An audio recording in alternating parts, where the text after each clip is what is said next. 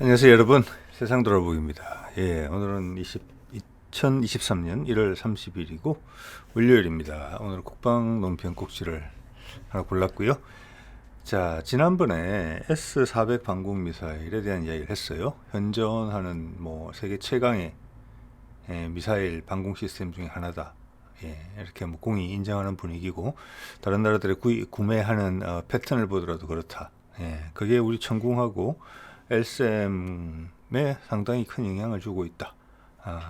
우리가 참고로 하고 있다. 이런 말씀을 드렸죠. 그래서 오늘은 사실은 S-400 방공 미사일보다 뒤에 개발된 체계가 완성된 S-350 미사일 이야기를 좀 해볼까 해요. 그래서 그 내용을 살펴보면은 우리가 더 참 러시아 방공 체계를 진짜 많이 참고했구나. 진짜 천궁이나 천궁1이나 천궁2 미사일을 같이 개발했구나. 거기서 레이더 기술이 우리한테 많이 들어왔구나. 그런 걸 이제 느낄 수 있고, 향후 우리가 개발하게 될 미사일의 방향도 지금 우리가 아직 그게 하나 대형 무기 체계가 없는 러시아 미사일들이 되겠구나. 우리의 미래 개발 후보로 그런 성향을 가지고 있겠구나. 기술적인 세부상은 많이 다르겠지만, 이런 이제 생각을 해볼 수 있게 돼요. 이제 그 이야기를 좀 해보려고 해요. 네. S-400은 2017년부터 이제 배치가 됐으니까 최신형 미사일 맞죠? 그 다음 이제 S-500이 나오고 있는 그런 상황인데, S-350은 2020년에 나왔어요. 그래서 더 뒤에 나온 겁니다. 어떻게 보면 이제 주력 중에서는 최신형이에요. 자, 이게 이제 조금 요거 지금 말씀드리는 부분을 잘 이해를 좀 해주셔야 돼요. S-400을 위해서 여러 가지 미사일들이 개발이 됐어요. 물론 기존에 있는 미사일들을 개량한 것도 있고 새로 개발한 것도 있고 그래요. 그 중에 대표적으로 새로 개발한 것이 중거리 미사일들을 새로 개발하게 돼요.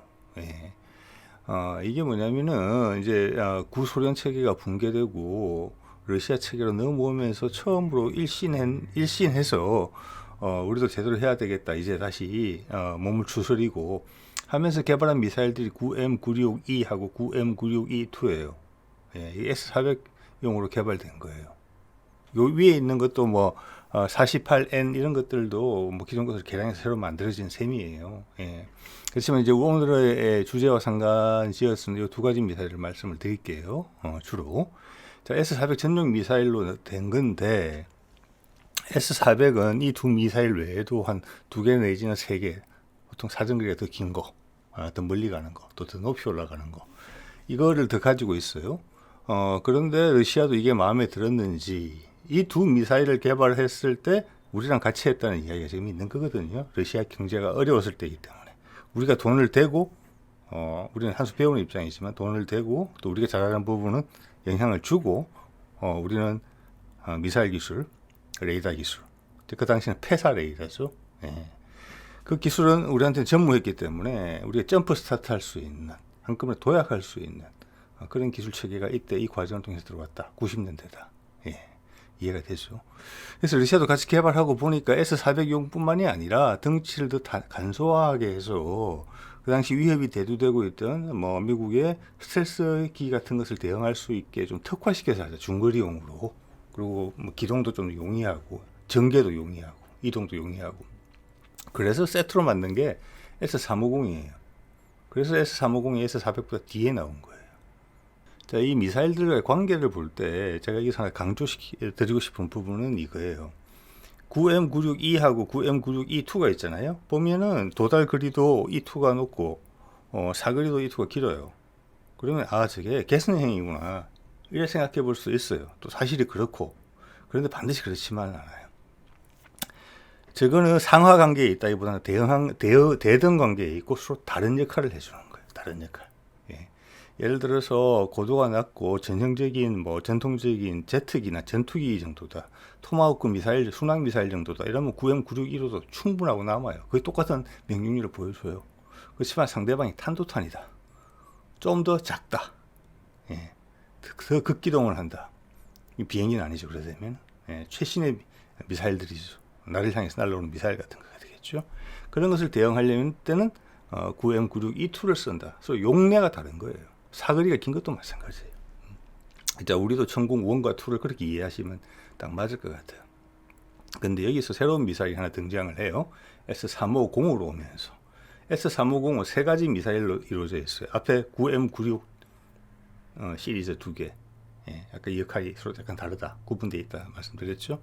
그 다음 9M100이라는 게 있어요. 이건 단거리 미사일이에요. 한 10에서 20km밖에 사거리가 안 되는 거예요. 크기도 아주 작아요. 그래서 위에 미사일들 한 개 들어가는 자리에 4발을 넣을 수가 있어요. 예, 이거는 다 돌파하고 또는 상대방의 접시탐성이 뛰어나서 아주 가까이 와서 탁 체크가 되는 경우, 그리고 순항 미사일이 마지막에 탁 나타나는 경우, 고기동을 하면서 그런 경우에 대응하기 위해서 만든 미사일이에요. 아까 말씀드린 것처럼 이거는 9M96 미사일의 하위 체계가 아니에요. 역할이 다른 거예요. 동시에 여러 개를 발사할 수 있어요. 숫자도 훨씬 많으니까. 4배가 많잖아요, 숫자가. 자, 여기에 이제 이걸 정리해서 말씀드리면, 우리가 천궁1, 천궁2가 있고, 해군 미사일도 최근에 이제 배치가 됐잖아요.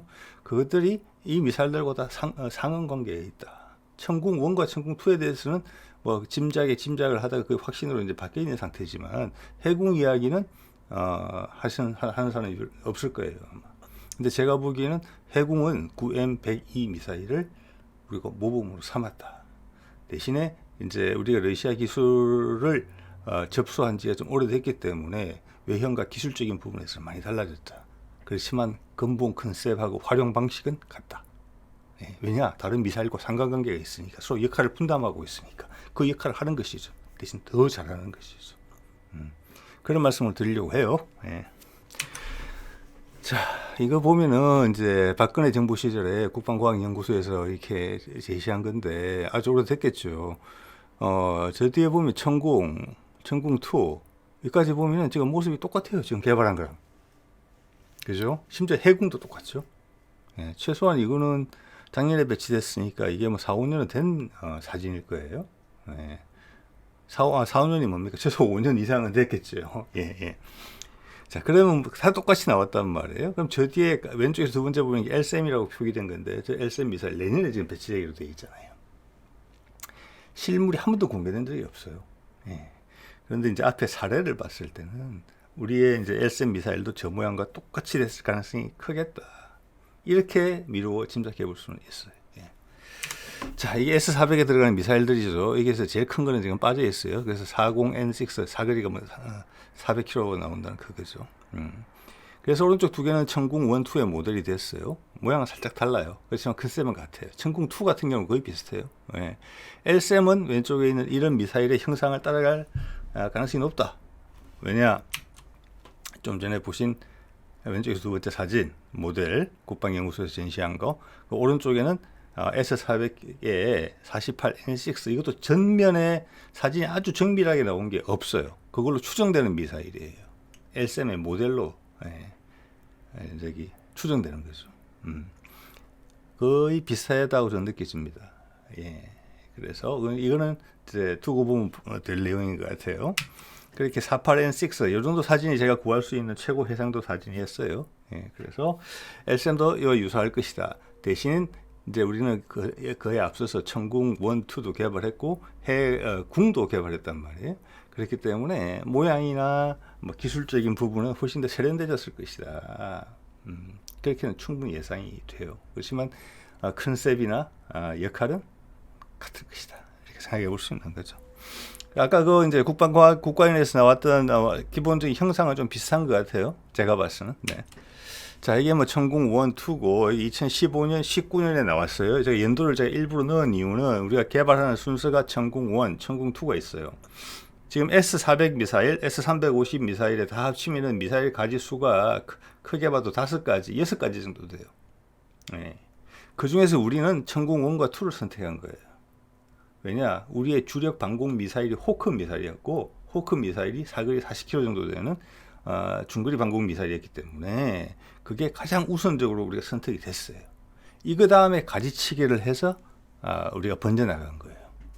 시간을 보면 순서는 그 다음 해궁이에요. 15년 개발했고 19년 죄송합니다. 개발이라기보다는 배치죠. 예. 이렇기 때문에 이것은 거의 S350이 배치되는 시기랑 비슷해요. 예.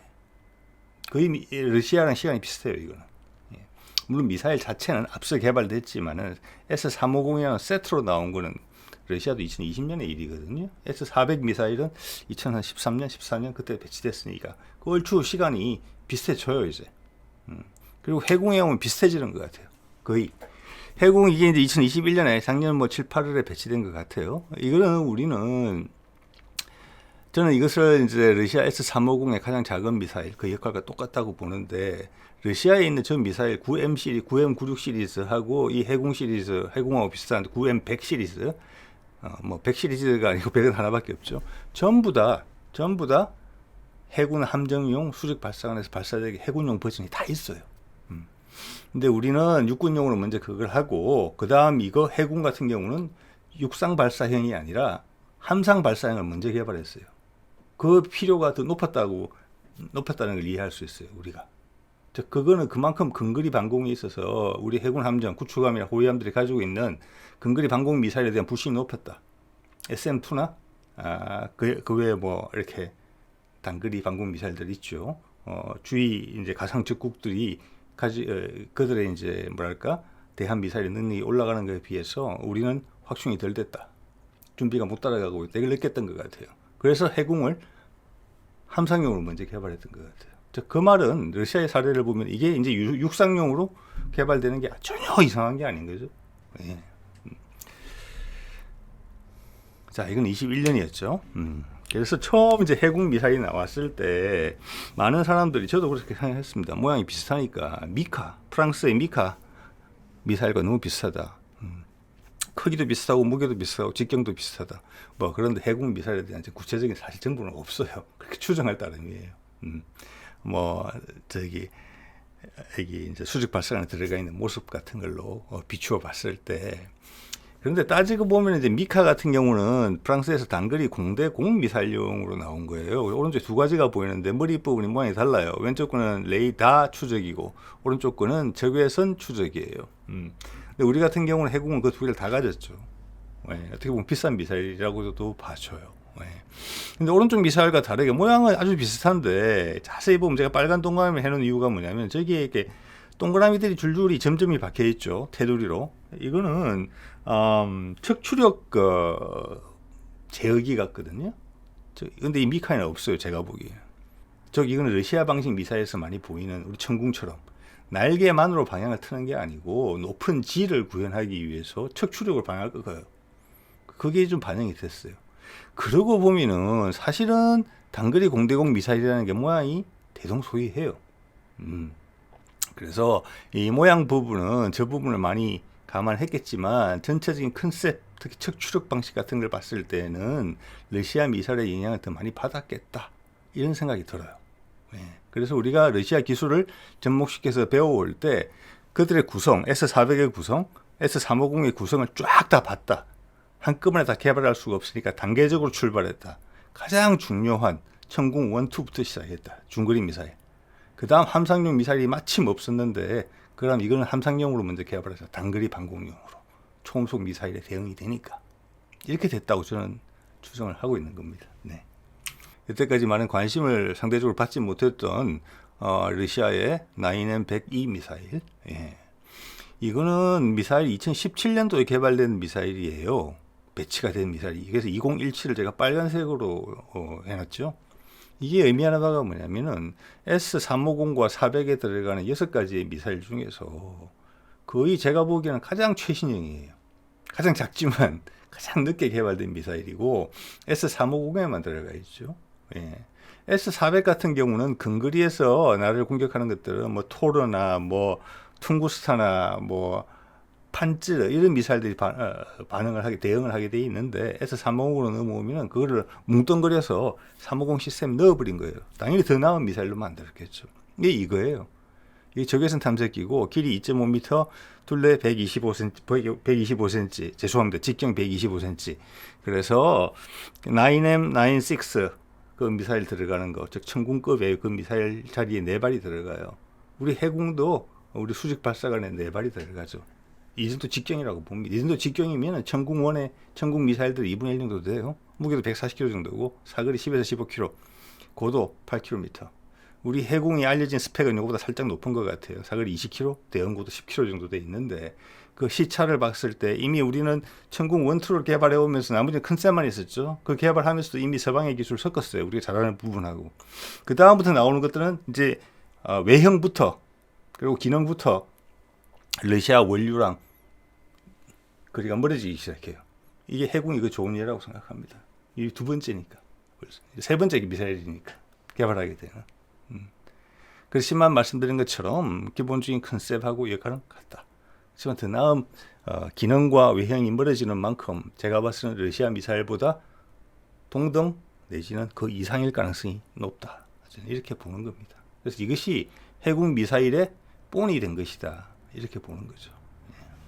그 컨셉과 역할이. 왜냐? 우리도 같이 천군 미사일과 같이 쓸 것이고 LSM 미사일과 같이 쓸 것이고 레이더망도 다 교류할 것이기 때문에. 자, 이건 S350에 들어간 9M100 미사일의 형상을 보여준 거예요. 사진이 깨끗하지는 않지만 위에 들어가는 미사일 이 350 시스템에 들어가는 미사일 세 가지가 다 보이고 있죠. 제 아래 것이 9M100이고 왼쪽에 그 발사대 TEL에서 보이는 것처럼 9M100 미사일 같은 경우는 한 발사관 안에 캐니스터 안에 4발이 들어감을 볼 수 있습니다. 우리는 이걸 해궁을 통해서 함성에서 먼저 실현을 했죠. 그게 4발 들어가잖아요. 그죠? 거기는 이제 배기구 공동 분출구까지 그 직경 533mm짜리 다 들어가죠. 그러니까 한 개 120 몇 미리 되는 게 맞아요. 직경이 미사일다. 자, 이렇게 쓰여지고 있다. 그러면서 러시아는 또 바뀌어지는 전장 환경에서 이 미사일을 어떻게 지금 활용하고 있느냐. 이 무기 시스템 한번 처음 보시는 분 많으실 겁니다. 이게 지금 개발 중인 거예요.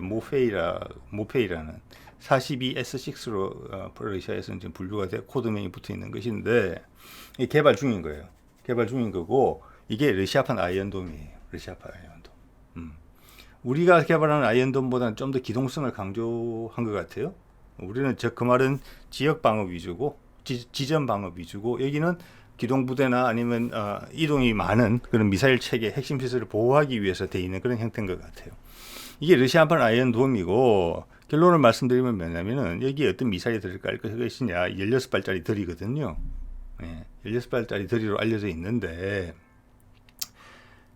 이스라엘 아이언돔 시스템과 비슷하고 우리 아이언돔 시스템 개발 중일 거하고도 비슷한 것 같아요. 제가 봤을 때. 여기 핵심은 뭐냐면 다수의 적을 동시교전이거든요. 그렇기 때문에 또 저게 숫자가 많고 작아요. RCS도 낮아요. 왜냐면 포탄 같은 것도 막는 거잖아요. 처음엔 여러분 박격포탄 같은 거 막는다 이러면 과연 될까 싶은 생각이 들으셨을 거예요. 총알로 막는 게 이기니까. 그런데 이거 한번 생각해 보십시오. 저도 얼마 전에 소개드렸지만 지금 러시아의 전차에 있는 능동 방어 시스템이나 독일의 새로운 전차 기술들 KF-51 얼마 전에 제가 말씀드렸는데 거기에 보면은 마하 5, 6, 7 이렇게 날라오는 상대방의 철갑탄을 요격해요. 총알보다 훨씬 빠르거든요. 철갑탄 앞에가 단면이 어느 정도 되겠습니까? 화살층 요 정도밖에 안 될 거예요. 아마 가장 넓은 곳이 이거를 맞히는 거예요. 마하 5, 6인데 대단하죠. 자, 그러니까 상대방의 박격포탄 막을 수 있는 겁니다. 대신에 여러 발이 동시에 날아올 가능성이 많잖아요. 다연장 같은 거 맞게 돼 있는 거니까. 동시에 여러 가지 목표들이 날아오는 거잖아요. 빠른 속도로. 작고 RCS도 작아요. 탄도는 그렇게 복잡하지 않을 수는 있어요. 자, 그러다 보면은 기존의 근거리 방공망에 사용된 레이더와 그 미사일 시스템을 직접 시각 못해요. 그들은 기껏 해봤자 무인 항공기 정도가 하한선이에요. 그리고 주로 이제 헬리콥터나 항공기에 이제 목적을 맞추고 있고 또 아까 말씀드린 것처럼 아주 작아봤자 그 정도예요. 순항 미사일 정도예요. 자, 그것보다 작은 것을 여러 개 동시에 사용하고 동시에 추적을 해야 되잖아요. 그리고 내 미사일을 거기다가 유도를 해줘야 되잖아요. 그러니까 레이더가 당연히 A사 레이더가 들어가야 되고 고출력 A사 레이더 분석력이 높은 거 또 그리고 컴퓨터가 성능이 좋아야 되겠죠. 그리고 미사일을 많이 실어야 돼요. 그러려면 미사일이 작아야 되죠. 사거리가 길 필요가 없으니까 작은 미사일이면 딱 맞아요. 여기 후보로 고려되는 것이 좀 전에 보여드렸던 9M100E 미사일이 지금 후보로 고려가 되고 있어요. 아니면 최소한 영향을 받은 거겠죠. 왜냐? 크기가 딱 맞고 최신형 미사일이거든요, 이게. 예. 자, 이건 우리 한국판 아이언돔 이제 전시회에서 나온 건데, 여러분 레이더망하고 이제 미사일이 보이는데, 우리도 16개의 한발들이 세트로 저렇게 돼 있죠. 예. 저 미사일은 저는 해군의 파생형이라고 봅니다. 예. 그럴 가능성이 높아요. 예. 자, 그러면서 이런 게 작년 초에 공개가 됐죠. 우리 한국형 아이언돔 미사일 시험 발사하는 모습. 예. 저는 이걸 해군이라고 봅니다. 예. 그러면 이제 이게 하나 더 이제 오늘 자료를 쭉 보시면서 더 확신이 하나 더해지는 부분이 당연히 있겠죠. 예, 러시아도 이거의 모델이 되는 우리가 본보기로 삼았을 그 9M100 미사일을 그렇게 쓰다가 우리하고 똑같은 용도로 쓰는 거예요. 함정에서 쓰고 지상에서도 쓰고 S-350에 포함해서. 그러다가 러시아도 이제는 전장의 환경이 바뀌어서 아이언돔 같은 게 필요하다 했을 때 가장 먼저 고려되는 미사일이에요. 예. 그럼 우리 그 해군도 당연히 고려가 되겠죠. 그리고 향후 다른 단거리 지대공 방공 체계가 개선이 필요할 때 아마 조만간 닥칠 거라고 봅니다. 예. 그때도 이 미사일이 그대로 활용이 되겠구나. 이렇게 생각해 볼 수 있는 거예요. 그리고 또 참고로 말씀을 드리면, 이렇게 인터넷 자료들을 보면은, 러시아 쪽에 자료들을 보면 어떤 가능성의 흔적이 확인되는 고 하니, 우리 천궁의 모델이 됐던 그 9M96 계열의 미사일들, 그리고 해군의 모델이 됐던 9M100 미사일들이 공대공용으로도 충분히 검토가 됐었다. 선정은 받지 못했지만, 하나는 중거리, 하나는 단거리. 자, 그렇기 때문에 그런 것은 이제 사실 드물지는 않죠. 프랑스의 미카 미사일 같은 경우도 처음에는 공대공으로 나왔다가 지금 이제 지상에서 발사하는 형도 있고, 우리 KF-21에 장착되기로 돼 있는 단거리 미사일이죠. 독일의 아이리스-T 같은 경우도 이미 지상 발사형이 나와 있죠. 예, 그렇기 때문에 뭐 해공이 이렇게 쓰였다 저렇게 쓰였다 나중에 이게 공대공 미사일로 올라갈지도 몰라요. 그 기술의 원형이 될 수도 있어요. 예. 어차피 기본적으로 러시아에서도 적외선 시크로 나왔던 거고, 이미 우리는 해군 개발을 통해서 적외선 더하기 레이더 시크까지 결합된 형태를 가지고 있으니까요. 자, 그래서 오늘 이야기를 한번 결론을 내보면, 자, 이제 추정을 결론 낸 거죠. 이게 사실 이렇다는 말씀 아닌 건 여러분 이미 알고 계실 겁니다. 전체적인 틀을 이해하는 부분이죠. 자, 보면은, 우리가 S-400과 S-350에 들어가는 미사일 6가지 정도를 이야기했는데, 그 중에 이제 오늘 언급 안 된 한 가지를 빼고 48N6 시리즈부터 이야기를 해보겠습니다.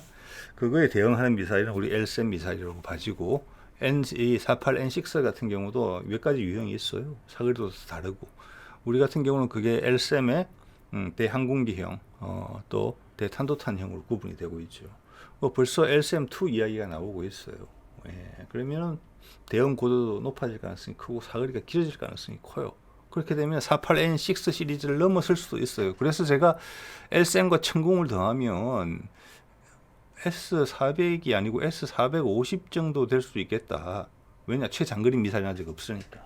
그런 말씀을 드렸던 거고, 전반적인 느낌은 S400 시리즈의 최장거리 미사일을 뺀 것보다 나은 수준이다. 이런 느낌을 받게 돼요. 네. 그리고 그 다음 이제 9M, 96E하고 E2가 있는데, 이것은 우리 천궁 1과 천궁 2가 정확하게 일치한다.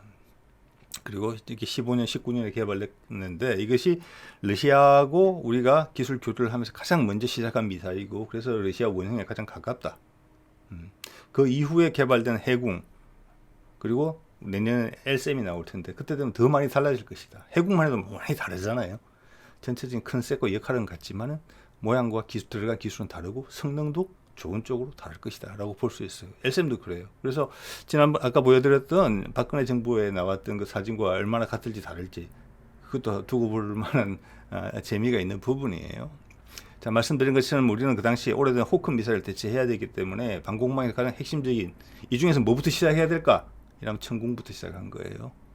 9M, 96 계열부터 시작한 거죠. 그 다음 해군이 필요하다 해서 러시아 같은 경우는 육상용 S-350용으로 개발한 9M101을 그리고 이제 러시아는 그 이후에 함정 발사용을 또 추가로 파생형을 만들었죠. 근데 우리는 함정 발사용부터 먼저 했고, 육군은 천궁 1, 2를 버틴다. 그리고 나머지 미사일 체계들도 있으니까 과거에서 유지돼 오던 게. 그래서 해군용을 먼저 만들었고 이게 더 급하다는 것을 간접적으로 확인할 수 있어요. 그 다음 이것이 이제 한국판 아이언돔으로 오면서 육상으로 올라오는 형국이다. 러시아도 러시아판 아이언돔을 만들면서 9M102 미사일을 쓰기 시작한다. 예. 그래서 이 해군까지만 오면은 시간차가 그래도 우리가 러시아보다 몇 년 늦어요. 뭐 2, 3년, 1, 2년 이런 식으로. 그렇지만 아이언돔에 가서는 거의 비슷해질 수 있다. 차이는 줄어들고 있다. 예. 그렇지만 미사일의 성능 개량이라는 부분까지 더해지면은 그 시간 차이는 사실은 무의미하다. 이렇게 볼 수도 있을 것 같아요. 그리고 이제 요 그림에서 나타나지 않는 40 N6 미사일 같은 경우는 LSM의 사거리 연장형 같은 데서 충분히 반영될 수 있는 부분이라고 봐지고, 이제 러시아가 한 작년 재작년에 이제 공개했던 S500 프로메테우스라는 거, 거기에는 뭐랄까 중간 단계 요격 내지는 인공위성 요격, 즉 고도 최소 500에서 600km까지 날아간다는 거죠. 그 미사일을 공개를 했는데, 그런 미사일도 우리가 지금 딱 그거 하나 남은 거거든요. 제가 봤을 때는 우리가 지금 추진하지 않은 것이, 예? 우리 눈에 보여지지 않은 것이, 또는 언론을 타지 않은 것이. 그렇지만 조금만 들여다보면은 우리가 지금 중간 단계 미사일을 개발하고 있어요. 거기에 저게 정찰 위성 요격 기능이 포함되어 있는 있거든요. 자, 그러면 그 S500에 들어가는 미사일도 지금 연구 개발 단계에 있고, 현재로서는 LSM의 개선형이 중에 어디에 있을 것이다라고 볼 수 있어요. 천궁도 추가로 개량될 겁니다. 천궁이 추가로도 개량되면은 크기가 천궁 발사대에서 발사될 수 있다는 그게 기준이 될 것 같아요. 천궁의 개선형인지 아니면 LSM의 개선형인지 그 차이는 제가 봐서는 한동안은 그렇게 될 것 같아요. 왜냐하면 두 미사일 체적이 다르거든요. 각각의 체적에서 더 끌어낼 수 있는 부분이 있다, 그렇게 이해를 하시면 될 것 같고, LSM의 개선형 같은 경우에는 그것도 포함되어 있는 것 같아요. 단지 이제 사드 정도 아니면 그급 이상으로 대응 고도를 올리는 부분도 있겠지만, 이것이 진짜 진지하게 상대방의 탄도탄에 종말 단계 요격을 하려면은, 요즘 탄도탄은 전부 다 그거예요. 하나의 발사체에서 여러 개의 포탄이 떨어져 나오잖아요. 그 가운데 막 더미도 있잖아요. 가짜로. 진짜 가짜를 섞어서 오잖아요. 그것을 요격하기 위한 알고리즘을 연구하는 그런 흔적들이 보여요. 예, 그러면 LSM 개선형의 한 부분에 들어가는 기능이 아닐까. 일단 그렇게는 생각해 볼 수 있어요. 자, 이렇게 쭉 보시면은 우리가 알 수 있는 게, 러시아가 어려울 때, 우리가 그 기회를 정말 잘 활용해서, 러시아는 러시아 미사일들을 새로운 이제 세계 최고의 미사일의 반열에 오른 S400 미사일을 개발해낸 거잖아요. 예. 자, 우리는 거기에 같이 동참해서 우리 미사일 체계를, 기본 틀을 짠 거예요. 그리고 여기는 보여지지 않지만은, 레이더 방식, 패사 방식이 들어갔죠. 천궁 통해서. 그게 이제 A사로 개량됐잖아요. 그러면서 성능은 지금 러시아제보다 좋아진 것 같아요. 탐지 그림면에서 보면은. 천궁2 지금 A사 레이더 같은 경우는 탐지 추적 500km를 이야기를 하고 있거든요. 지나가는 소리로. 그거는 상당한 수준입니다. 지금 S400의 레이더의 탐지 거리, 그 빅버드, 그게 600km 정도밖에 안 되는 것으로 러시아가 주장하고 있거든요. 그게 준하잖아요. 훨씬 작은 레이더인데. 그러면 LSM 레이더는 어떻게 되겠느냐? 그 추정거리가, 탐색거리가 더 길다고 밖에는 볼 수 없어요. 그러면 사정거리가 더 큰 미사일이 나와도 전혀 이상한 게 아니에요. 이미 그렇게 벌어지고 있어요. 그렇지만 우리가 생각했던 것 이상으로 우리가 러시아 미사일을 깊이 분석했다. 저걸 모델로 삼아야 되겠다. 그래서 우리가 전혀 아무것도 없던 상태에서 미사일을 대공 시스템 체계를 확 만들어낸 거잖아요. 세계 최고 수준으로. 그래서 UAE에 수출도 했잖아요. 앞으로는 더 대단해질 거라고 봅니다. 그리고 그 패사 기술 받아와서 레이더 A사 기술 만들었고, 그게 KF-21의 레이더 기술로 당연히 활용이 됐겠죠. 즉 90년대 후반부터 우리는 폭풍 성장을 했다. 압축 폭풍 성장을 했다. 엄청난 발전이다 이게. 그게 러시아와의 관련. 러시아가 어려울 때 우리가 기회를 잘 포착했다. 그리고 이런 군사 교류란 면에서 지금도 기술적 교류의 끈이 이어지고 있다. 좋은 관계를 맺고 있다. 이렇게밖에는 분석이 안 되는 내용이에요. 자, 오늘은 이 정도 하겠습니다. 네.